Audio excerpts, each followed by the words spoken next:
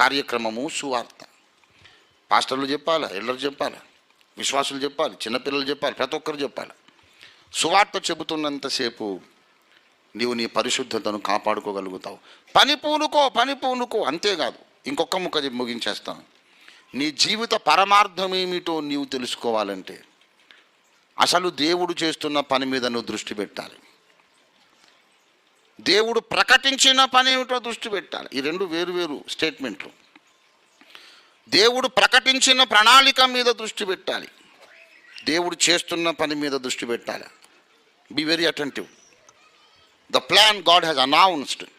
దేవుడు ప్రకటించిన పని మీద దృష్టి పెట్టాలి, ప్రణాళిక మీద, ప్రాక్టికల్గా జరుగుతున్న పని మీద దృష్టి పెట్టాలి. ఈ రెండు నువ్వు లొకేట్ చేయగలిగినప్పుడు నీ గమ్యం ఏంటో నీకు దొరికిపోతుంది, నీ లక్ష్యం ఏంటో దొరికిపోతుంది, అక్కడికి నువ్వు చేరే రూట్ ఏమిటో దొరికిపోతుంది. ఇదేంటో గ్రీక్ అండ్ లాటిన్ లాగా ఉంటుంది.